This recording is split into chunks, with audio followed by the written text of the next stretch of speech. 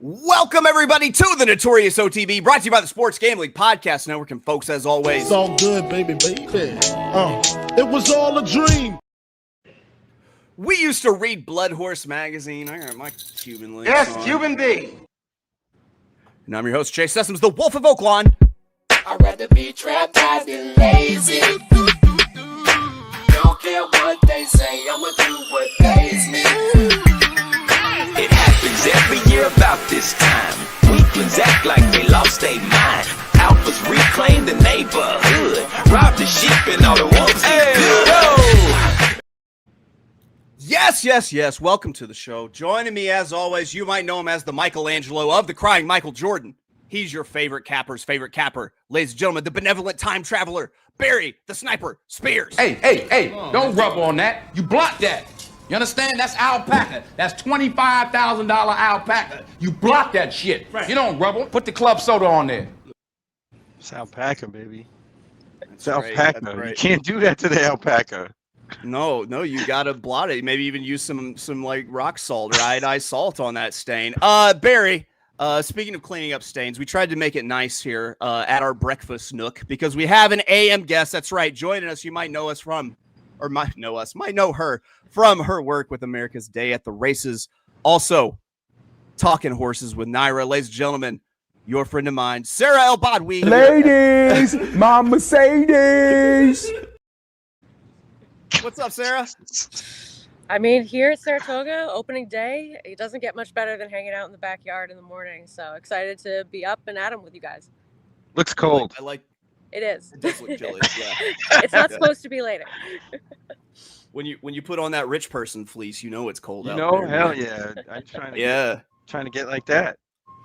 Well, but hey, we don't have a winter here, so I don't know what I'll do. Just flexing with his no winters. All right, guys, listen. It's time for us to do a little bit of horn tooting before we get into today's subject. That's right. We're going to be talking a little bit of winners. Barry got the job done yesterday with his long shot at Horseshoe, Indianapolis. We got bet down to what, 5-1? Still good square price. Yeah. Paid $12. I thought we would get a little higher than that, but I guess people were onto it. Yeah, we got Vander Beatty popping off in the chat. What's up, Junior Got the Mafia? streak. Yeah, we're rolling. We're rolling. We didn't cash on our pick 3 on Monday, but we hit a couple of good winners in that quiz. Very nice. But done talk. Yeah, we're done talking about that though, sir. We're moving on. We're moving on because listen, we finally got racing at the spot for Belmont Week, and Barry and I, as is tradition, have dug through the Saratoga card from the rooter to the tutor to find our best bets for Wednesday. The thing that's happening that's unlike anything before is, of course, that Sarah's joining us to give us her best bets. Also, we're talking, that's right, today, Saratoga, Wednesday, the 4th of June, year of our Lord 2025, post time, 12:40 Eastern, 11:40 a.m. God's time, 9:40 a.m. Pacific time. Don't forget that first race is a hurdle race on the turf, and it's a New York bred showcase day. Yay. We love the state breds around here. I was state raised. You think I'm scared to catch a case? What's some bullshit? Sarah, these are your waters. What do you think of this Wednesday New York bred showcase day? I like the small change made from last year where we have the showcase day to kick things off on a Wednesday, whereas we only had the 4 days of racing last year, and the New York Bred Showcase Day was on Sunday. And as you can imagine, everybody's a little bit tired by Sunday after a long week of excitement, and the Belmont Stakes being the day before, as well as plenty of other graded stakes. So I think it's the right kind of appetizer to see some horses that we on the circuit are so familiar with and have been competitive against open company plenty of times and have a world of talent themselves. So it's a good card, and it's always exciting to support the New York breeding program. As a New York bred myself, I think that it's a good way to kick things off. Always important to support your state's breeding programs, and also important to support a good cause. Guys, the Sherbetties at Sherbet Coffee sure would appreciate it if I mentioned to you that you should pick up a pick of their Breakaway Bolt, sherbetcoffee.com. Remember, $1 of every bag sold goes to equine aftercare, and it helps take Colombian dope farmers up out the game. It's time to fuck shit up with sherbet in your cup. All right. As you can see, I've got 2 takes. No, Sarah, that only took me 2 takes. That's why they call me 2 takes Tyrone around here. Barry, you lead us off today. We got the past performances pulled up. We're looking at race 2 for your best bet. Couldn't sit on your hands very long at all, could you, Barry? No, we're trying to get it started real early after the steeplechase race. But there's no surprises in race 2. I'm going to do a $5 daily double, race 2 and the race 3. Really no surprises in race 2. I'm going to go with number 6, Moplex, who's sort of a drop into this state bred stake. Seems to be a little bit better than these horses and might outclass them. So we're going to use that one. And we're also going to use number 1, Soon to Be King, who looks like really the only horse in the race that can pass other horses. A lot of these like to be forwardly placed. At least Soon to Be King has proven to be able to pass horses, and also has beaten Moplex before, namely on March 8th, 2025. So we're going to use those 2 to get out of this first leg. And that was the 7 furlong, $200,000 New York bred Mike Lee Stakes. He closes out in race 3, $90,000 New York bred maiden special weight, 5.5 furlongs on the turf. I know Daddy love him some turf sprint races for the chaos. How chaotic is this getting, Barry? Yeah, this one's going to get real chaotic. I don't see anybody really that stands out in this race that looks like, honestly, even the horse to beat. They all look kind of similar, and I think we're going to get a price out of this race. I'm using 2 in this race. The 6, Vino Samara. This horse is really interesting. I think this horse wants to get back onto the turf. They tried to last time and didn't do it. This horse has an interesting history of not being able to switch leads in the stretch. Hopefully the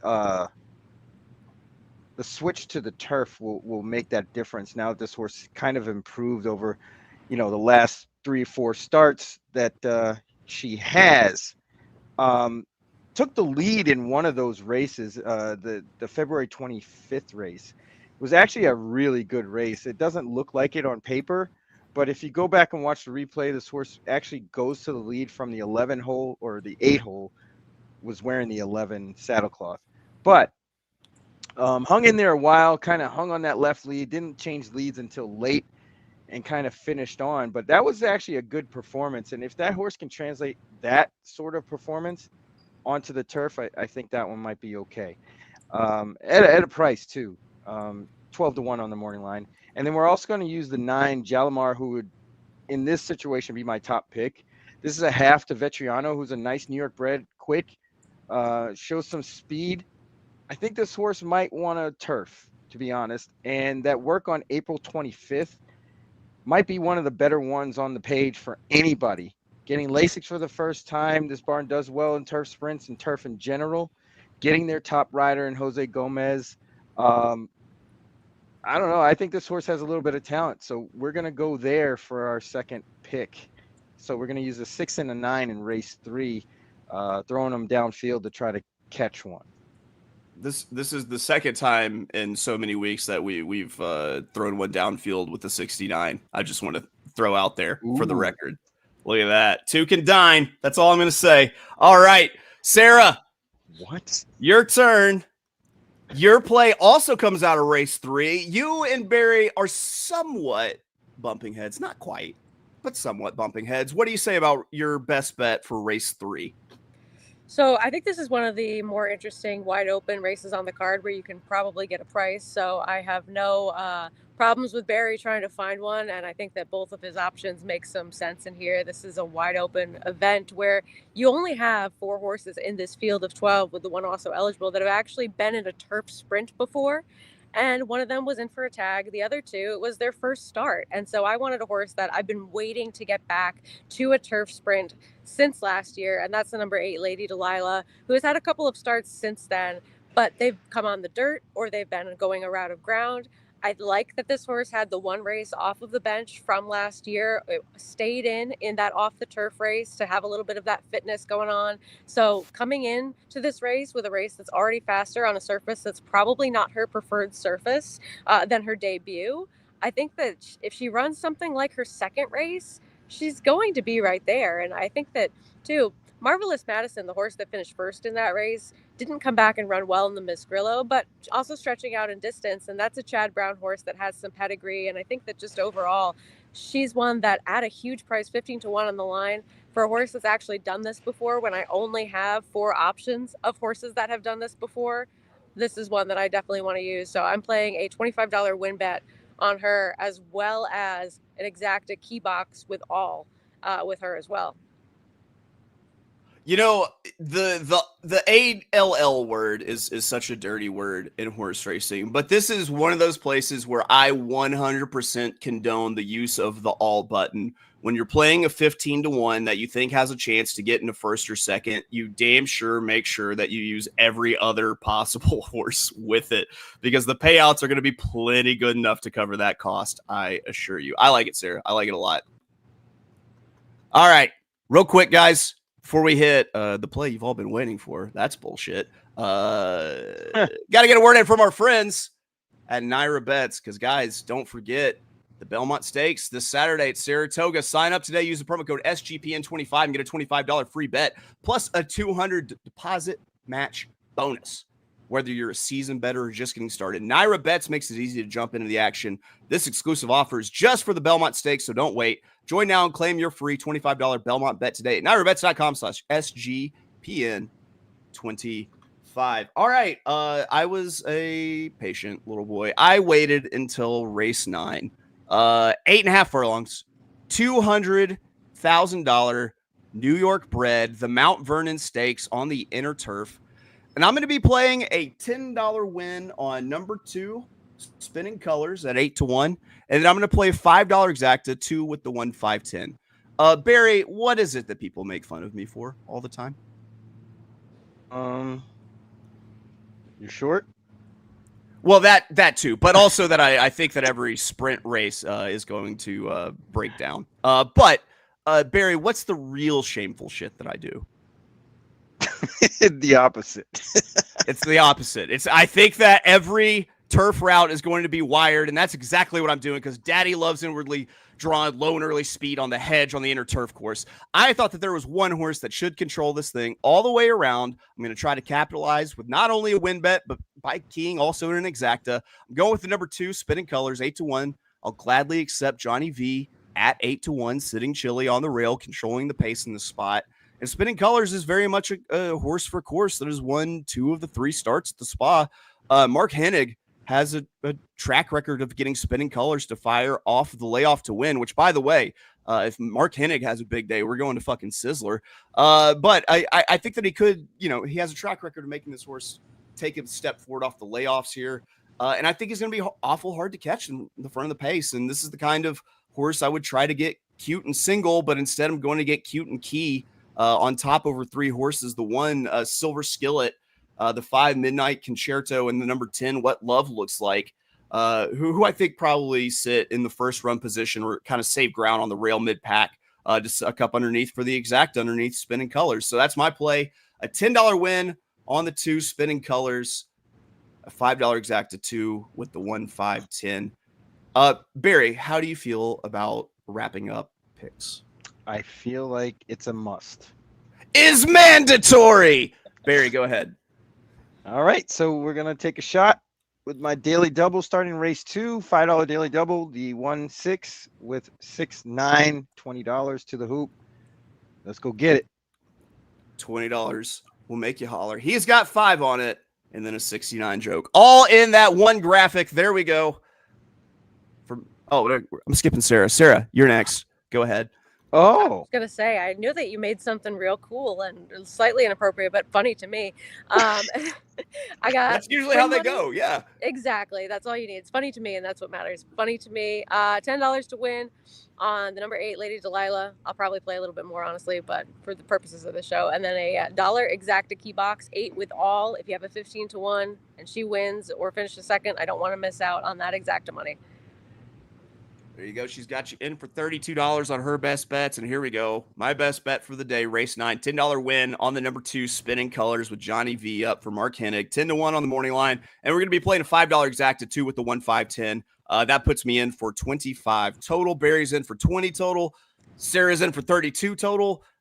We're in. We're all in. We're ready to go. Sarah, what do you got going on this week? It's got to be an exciting one for you.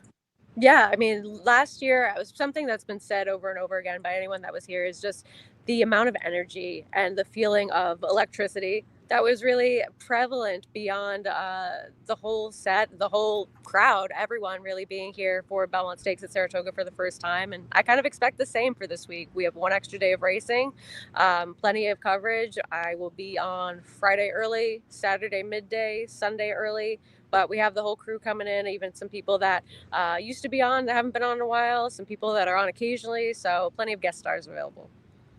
There we go. That's what I'm talking about. Well, guys, we will be back tomorrow, of course, talking more Belmont meet at Saratoga. We got our boy Ken Rudolph joining us tomorrow, 2 p.m. Eastern, 1 p.m. God's time. We're going to be talking about the Saratoga Friday card with a $100 budget. And then, of course, Mr. Naira Betts, Matthew DeSantis, is going to be joining us on Friday, 11 a.m. Eastern, 10 a.m. Central, or God's time, as I like to call it, talking about the Belmont Stakes Day with a $100 budget. So check those out. We will be around. I don't know what else to say other than we love you. Bye-bye. I'm going to make kissy noises until I find the sound drop that I want to end on. Can I make my phone call? Do I have rights? Can I make my phone call? Who you gonna call? Huh?